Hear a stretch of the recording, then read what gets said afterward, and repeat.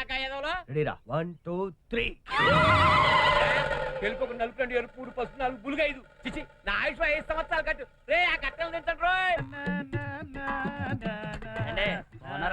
కనపట్టలా బాగున్నా రా అంట ఎటకారమా చూసుకున్నాడు అయ్యా నీ బొంగు నా భుజం మీదేసి పైగా నేను చూసుకున్నాడు వల్ల ఈ ఊళ్ళో గోసులేనాడు కూడా గోల్కొండ వాపుకున్నంత కోపం ఉంది బొంగు తీసుకో తీసుకో బ్యాగ్ సంకల పెట్టు ఓ నీ బొంగు నా సాగు కూర్చుందారా ఎవడ్రాదే ఉల్లు పైన వంక మొహం వేసుకొని అటు ఇటు దిక్కులు చుట్టం కదా ఇటు పైన పైన అదే నేను లైన్మెంట్ జోసెఫ్ వితౌట్ థమ్స్ అప్ ఆడ బుంగుతో అనుకుంటా ఎప్పుడు చూసినా కోతిలాగా స్తంభం మీద ఉంటావేరా నేను పని మీద పోయేటప్పుడు పిలవద్దని ఎన్నిసార్లు చెప్పాను నీకు కిందికి రా చెబుతా తొక్క కిందకు వస్తే నీలాంటి కుక్కలు కలుతాయని భయ్యారా నాకు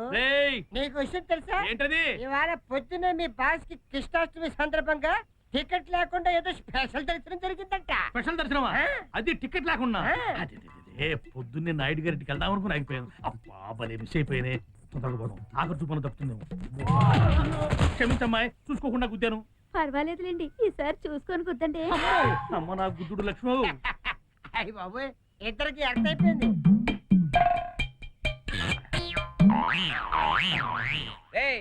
ఎక్కువ ఎవడన్నా ఆపితే బండి పుల్లైనాడు అని చెప్పు అటగరాయా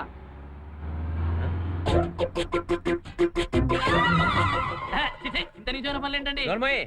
పొద్దున్న నేను చూసిన బ్లో అప్స్ లో ఇదోడు కదా ఇదంతా మాధవ్ గారి ప్లాన్ అన్నమాట ఓహో అందుకే లుంగి ఎత్తి చూస్తున్నారు లేకపోతే నువ్వు పెద్ద బిల్ గేట్స్ అని స్టూడియో చూడడానికి నీకు ఆ బ్లూ కలర్ ఎక్కడరా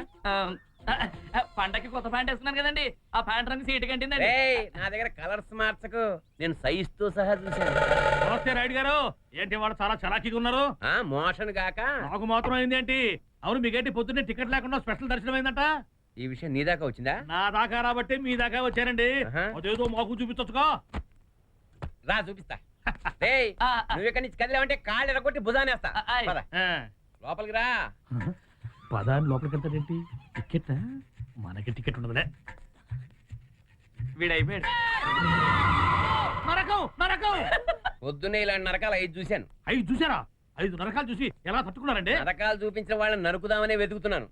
అందులో బులుగు రంగు ఒకటి బులుగు రంగా నేను తెలుపు చూశాను నలుపు చూశాను తెలుపు నలుపు కలిసిన సావం ఛాయ్ చూశాను కానీ నేను బులుగు ఎప్పుడు చూడలేదే ఇక లాభం లేదండి పోలీస్ కేసు పెట్టాల్సింది పోలీసు వాళ్ళు ఇలాంటివి ఎన్ని చూసుంటారు పోనీ ఆ 5 కలిపి ఇంకోసారి చూస్తే గుర్తుపడతారు ఊళ్ళో వాళ్ళందరూ వరుసగా నిలబెట్టి పీచేముడు అంటూ ఎత్తి చూస్తారా నీ అబ్బా ఒక్కసారి చూసినందుకే వాంతులు వస్తుంటే మళ్ళీ చూపిస్తానంటే దరిద్రుడా ఏమండి పిల్లి మెల్ల కన్నుదైతే ఎలిక తోకెత్తి చూపించిందని రండి ఇవాళ బ్యాగ్ అండమాన చూపించారు కాబట్టి వాంతులతో సరిపోయింది రేపు ఫ్రంట్ తలకొన చూపిస్తే వేవిళ్ళేగా మరి అబ్బా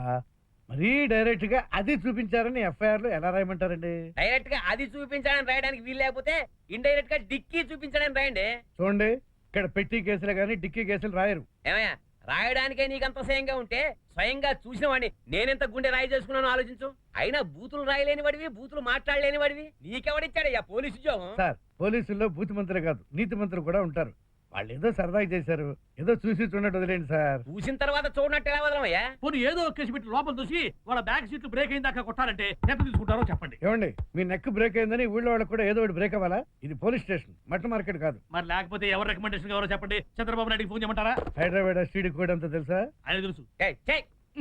ఏంటి సీరియస్ గా కేసు పెట్టడానికి వస్తే కామెడీ చేస్తున్నావు కొత్త ఛార్జ్ తీసుకునే వరకే హెడ్ కానిస్టేబుల్ గా నీ పవర్ ఆ తర్వాత మా పవర్ ఏంటో మేము చూపిస్తాం ఇప్పుడు కేసు పెట్టాం కోర్టుకి వెళ్తుంది జడ్జి గారు ఏమడుగుతారు సాక్ష్యం అడుగుతారు చూపిస్తాం ఏం చూపిస్తారు డిక్కీ ఆయిందా చూపించమనండి ఫోటోలు తీస్తారు ఆంధ్రదేశం అంతా ఇంటికి ఫ్రీ షో చూస్తారు చూడమనండి ఎందుకు వచ్చింది కూడా సార్ వాళ్ళని పిలిచి మందలిస్తాను కేసు లేదు పడలేదు వదిలేండి బాబు డిక్కీ చూపిస్తేనే కేసు లేనప్పుడు రేపు రేడియేటర్ చూపించినా అంతేగా అయితే సిన్సియర్ హెడ్ కానిస్టేబుల్ వెంకటేశ్వరరావు గారు డిక్కీ చూపిస్తే కేసు లేదు కదా అంతే అయితే ఎవరు డిక్కీ వాళ్ళు గొప్ప దున్నపోతులు